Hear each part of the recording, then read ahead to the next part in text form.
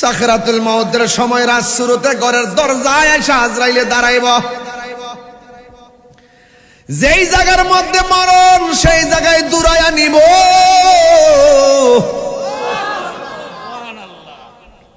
বিকট চেহারা লইয়া দাঁড়াইব, রগগুলো টাস টাস কইরা ছিঁড়া যাইব, হাড্ডিগুলো টাস টাস কইরা খুইলা যাইব, জোড়া জোড়া খুলে যাবে, গাড়ের রগগুলা মস্কায়া যাবে। ওই দিন গলাটা শুকাইয়া যাবে।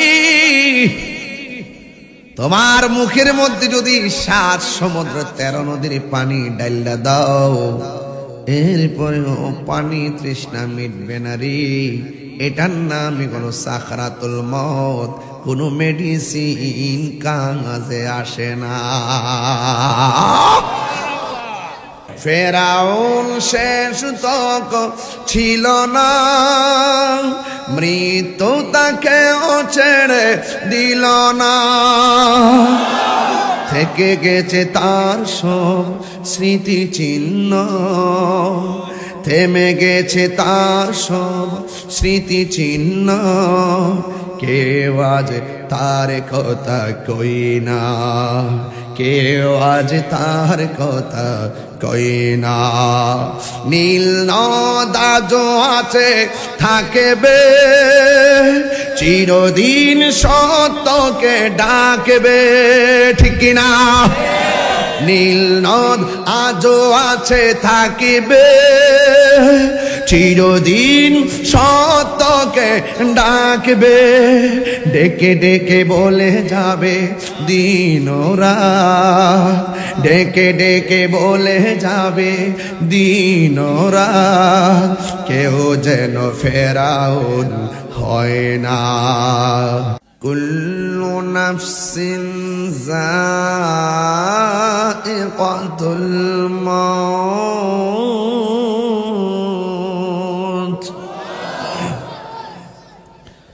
সব প্রাণীকে একদিন মরণের স্বাদ গ্রহণ করা লাগবে। আপনারা জবান খুলে বলেন, প্রত্যেকটা প্রাণীর রূহ করার দায়িত্ব যেই ফেরেশতার হাতে, ওই ফেরেশতার নাম কি? আজরাইল। সুবহান আল্লাহ কোন রে? রাত শুরুতে আসেনি, জিব্রাইলের শুরুতে না আজরাইলের শুরুতে? আজরাইলে জিব্রাইলের শুরুত ধরে না, রাত শুরুতে আজরাইল, আজরাইলের শুরুতে আইছে। আজরাইলের শুরুতে আইসা বহুত রাজপুত্ররে লইয়া গেছে। কথা কোন ঠিক কিনা?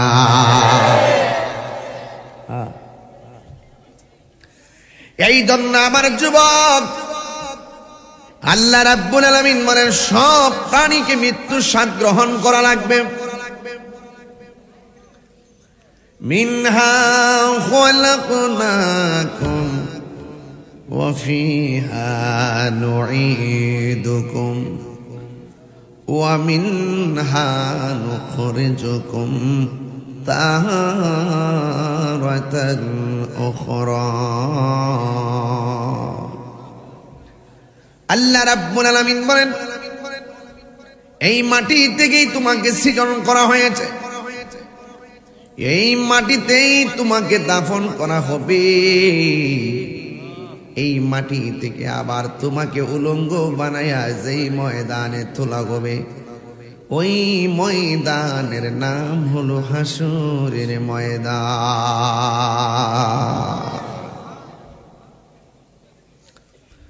আমার যুবক ভাইয়েরা, আমার মুরব্বী বাবারা, এই মাটি থেকে আপনাকে সৃজন করা হয়েছে। আজরাইলকে আল্লাহ বলে, আজরাইল জমিনের মধ্যে যাইয়া এক মুষ্টি মাটি নিয়ে আসো, আমি এই মাটি দিয়া দুনিয়ার জমিনে প্রতিনিধি পাঠাবো। আজরাইল যখন জমিনের মধ্যে নামলেন,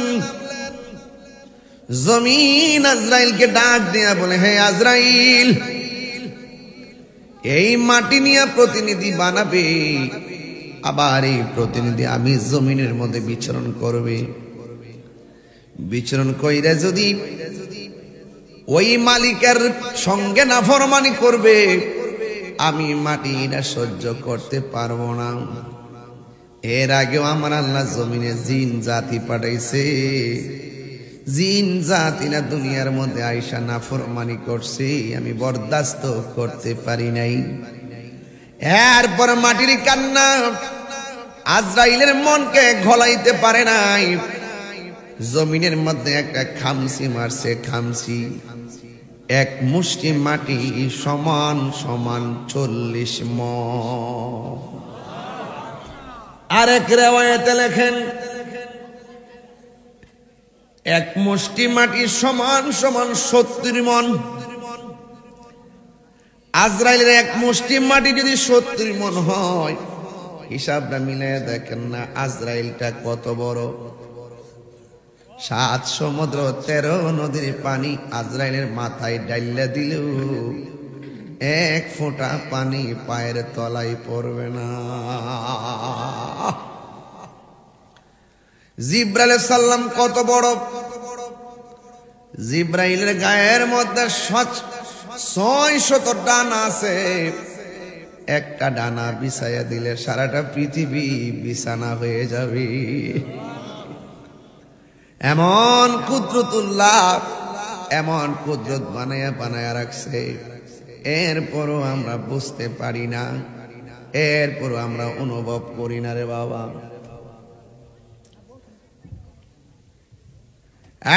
যুবক ভাইয়েরা, আজরাইলে যখন মাটির মুষ্টিটা লইয়া গেছে,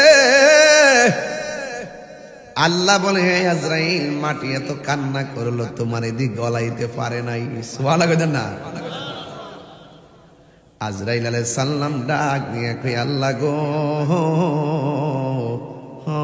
আল্লাহ, হাজার মাটির কান্নার চাইতে তুমি আল্লাহর হুকুমটাই আমার কাছে অনেক বড়।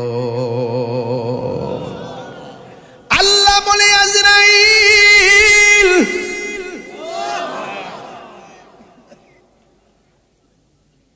মাটির কান্না তোমার মন গলাইতে পারে নাই,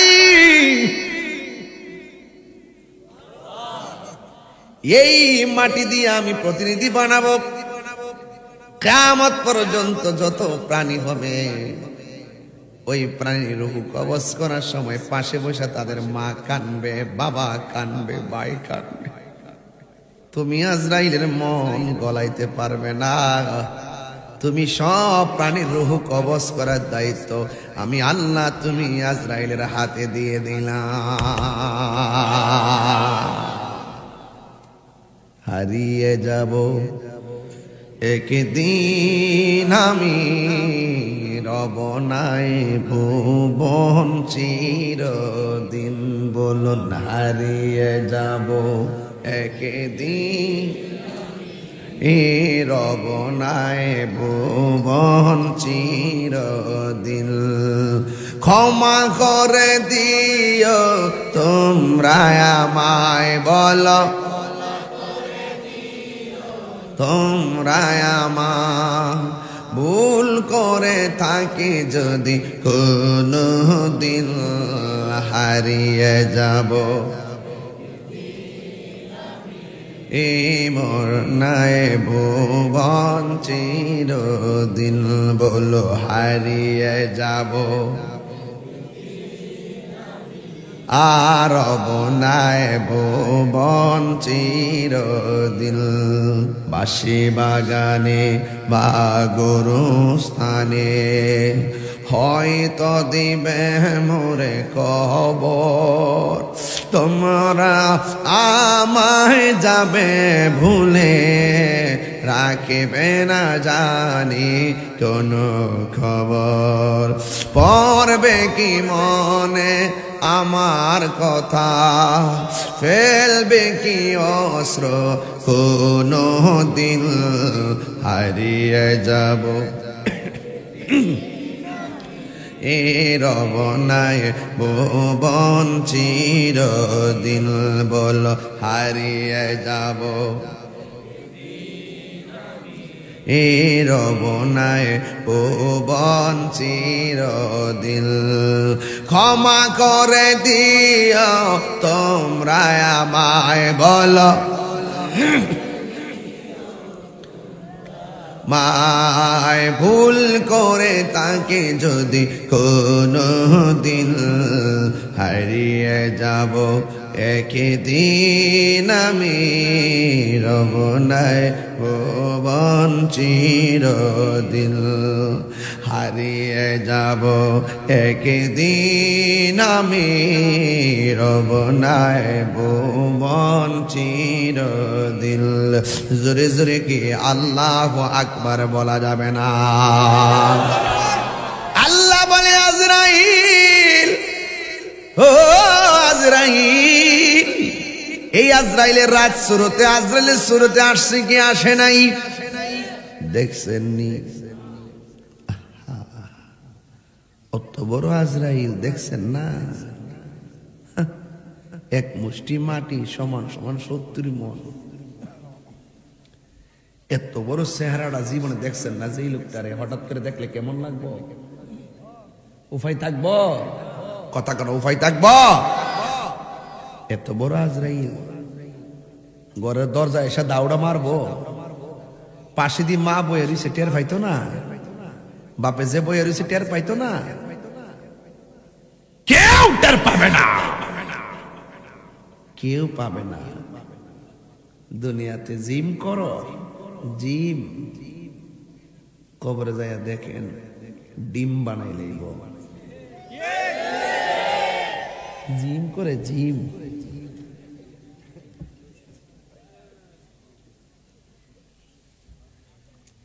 রংমহলে থাকবার বন্ধু পালঙ্কে শুইয়া, কোন সন্ধানে মন চোরা ঢুকিবে আসিয়া।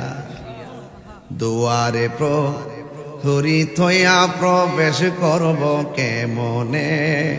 অত বড় আজরাইলে মা বাপ 14 গোষ্ঠী থইয়া ছোট্ট একটা রাত শুরুতে দরজা দিয়া ঢুকিয়া রুহুডারে সার্জারি করে লয়ে গেল গা, একটা মানুষ টের পাইল না। কথা কন না কেন? কথা কন না কেন?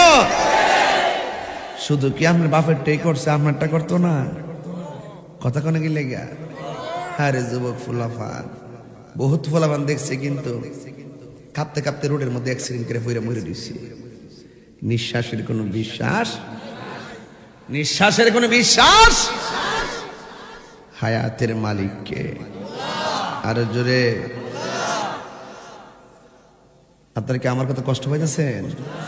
বেলায় নেওয়াজ করতেছি যে বিষয় দিচ্ছেন এই বিষয়ের উপরে। অত বড় আজরাইল, আমার কথা একটুই, অত বড় আজরাইল হুজুর ছোট্ট একটা গোড়া দরজা দিয়া ঢুকলো, 14 গোষ্ঠী মনে করতেছে বুকের ব্যথায় বুঝি সিলেক্টেছে, আসলে তার কিন্তু মরণ যন্ত্রণা শুরু হয়ে গেছে। সব যন্ত্রণার সার্জারি আছে, মরণ যন্ত্রণা সার্জারি আছে। রুহ গেলে গীতা সেলেন চলে, কিরে চলে না?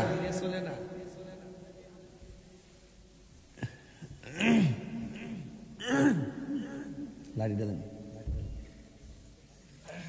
ধরেন, এটা একটা 5, এটা কি কথা কন? 5-এর এই দিকটা পানি দিলাম, এই দিকটা এমাদা কাইটা দিলাম পানি, এমাদা তো সেলান চলবো কেমনে? আজরাইলের দাও খাইয়া রোগ গুলা সিরা জাগা, এই জন্য আর কানেক্ট নাই, ডিসকানেক্ট হয়ে যায়। সংক্ষিপ্ত বুঝাইলাম আর কি। যদি বুঝেন কোন সময় বুঝবেন, মরণে ঘাটে গেলে যখন রোগটা টানা মারবো। রাসূল বলেন রুহু নেওয়ার সময় যে কষ্টটা, এর আগের কষ্টটা বড় কষ্ট, এটার নাম হলো সাকরাতুল মউত। সাকরাতুল মউতের সময় রাত শুরুতে ঘরের দরজায় এসে আজরাইলে দাঁড়াইব। যেই জায়গার মধ্যে মরণ, সেই জায়গায় দূরাইয়া নিব।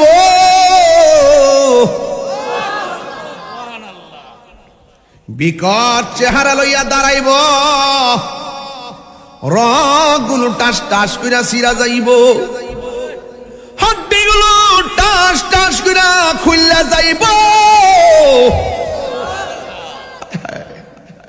জোড়া জোড়া খুলে যাবে, গাড়ের রগগুলা মস্কায়া যাবে, ওই দিন গলাটা শুকায়া যাবে। তোমার মুখের মধ্যে যদি 7 সমুদ্র 13 নদীর পানি ডাইলা দাও, এরপরেও পানি তৃষ্ণা মিটবে না রে। এটার নামই হলো সাকরাতুল মউত, কোনো মেডিসিন কাজে আসে না।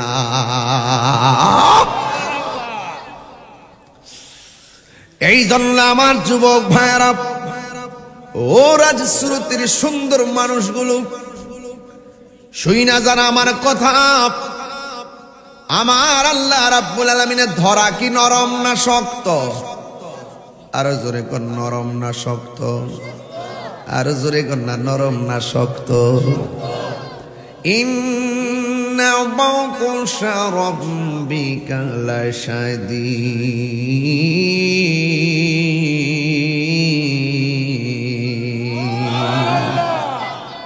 আমার যুবকগুলা যখন তেলাওয়াতের সময় ডাকটা দেয়, আমার কলিজাটা একদম শান্তি পায়। যে আমার যুবকগুলো আগে ওয়াজের মধ্যে তো মনোযোগী ছিল না, মাশাআল্লাহ এখন দিন যত যাচ্ছে আপডেট হচ্ছে। ওয়াজ শুনে তারা শুধুমাত্র শান শুনতে আসে না, ওয়াজ শুনতে আসে। এরা কোরআন বুঝাইলে বুঝে। আমরা হুজুররা যেভাবে মাঠ সাজাবো এইভাবেই সাজবে ইনশাআল্লাহ। আল্লাহর ধরা কি নরম না শক্ত? আরো বড় করে বলে নরম না শক্ত? আল্লাহ ছাড় দেয় কিন্তু ছেড়ে দেয় না। গুড্ডিটা বেলুন থেকে যেমন করে বাড্ডুরা লাগায় আকাশে উড়াইয়া দেয়, গুড়ি একবার ডানে যায় বামে যায়। গুড়ি কি ডানে বামে যায় টাকার গুণে না বাতাসের গুণে? আর জোরে কোন কিসের গুণে? এই গুড়ির বালক বাড্ডুরা দিয়া গুড়ি লাগাইয়া দিছি, বাতাসের তালে তালে ডানে যায় বামে যায়। বাতাসটা দিছে কে? জোরে কন্যা বাতাসটা দিছে কে? আবার বালক যখন গুড্ডিটারে বেলুনের মধ্যে টান দেয়, বেলা সন্ধ্যা হয়ে যায়। সন্ধ্যা হইলে ডাক দিলে না মুরে প্রাণ বন্ধুরে, সন্ধ্যা কইল ডাক দিলে না মুরে। আমার বেলা গেল ডাক দিলে না মুরে প্রাণ দয়াল রে, সন্ধ্যা কইল ডাক দিলে না মুরে। এমন ভাবে বেলুনটা যখন বেলুনটা বলতে থাকে গলতে থাকে, আস্তে আস্তে রশি বেলুনের মধ্যে পেঁচকায়া গড়িটা কাছে চলে আসে।